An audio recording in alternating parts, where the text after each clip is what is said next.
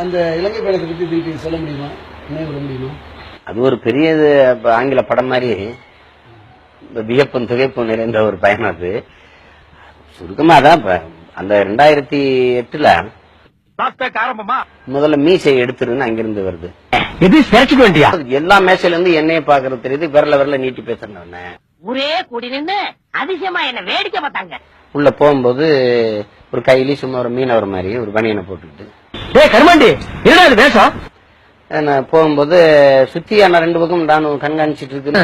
இந்த பக்கம் தீவிரவாதி, இந்த பக்கம் அமெரிக்கா பட நான் மாட்டிக்கிட்டேன். சேரா சொல்றான், இப்படி உங்க அண்ணன் நாடு தம்பி வர்றான்னு வானவில் போட்டு மழை பெஞ்சு வரவேற்குது. 10வது சிங்களம் பட்டாசு வேற வெடிச்சு வரவேற்கிறான். நான்சென்ஸ் மாதிரி பேசாதீங்க.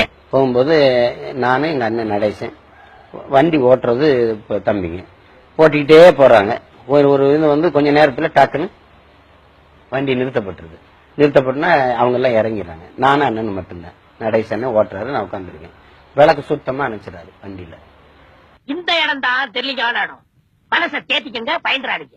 அப்படி இருக்கும்போது திடீர்னு ஒரு வண்டி அந்த உரிமை நிக்குது. என்னடா கரடி கக்கூஸ் போன மாதிரி ஒரு சவுண்ட், புளிச்சத்தா. அப்ப எங்க அண்ணன் சொல்றாரு, புலி எப்படி உரிமை வருது பாத்தீங்களா?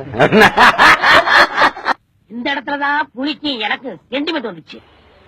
அவனுக்கு பச்சையை போட்டு மூடிட்டாரு. பச்சைன்னா அந்த சீருடா. இது யூனிஃபார்மா? சூட்கேஸ் கூட இந்த துணியில உரதச்சு போடுவாங்க. இது யூனிஃபார்மா? அவங்க கடாபி தான் எனக்கு நேரடி, எனக்கு பயிற்சி, ஆயுத பயிற்சி, வெடிகுண்டு பயிற்சி, இதெல்லாம் முடிஞ்சு நான் கமாண்ட் ஆயிட்டேன். எனக்கு சுடு கடாபி பயிற்சி சுட்டுக்கிட்டே இருக்கேன். நெஞ்சில மட்டும் பட மாட்டேங்குது, வயிற்றுலயே அடிக்குது. அதுல விழுந்த பள்ளம் தான் இது. ஆமா இது, ஆமா அதுல விழுந்த பள்ளம். சினிமால நல்லா இருக்கும், என்கவுண்டர் பண்றேன். இங்க என்ன உனக்கு பிரச்சனை?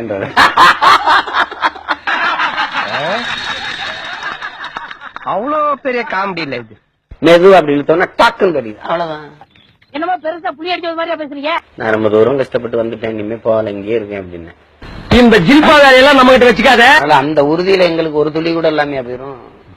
நின்னு அடிப்போம். என்னடா தம்பி வச்சு செஞ்சு விட்டுருவோம். பிச்சைக்காரங்க படுத்த பிச்சை எங்கடா இருக்கு?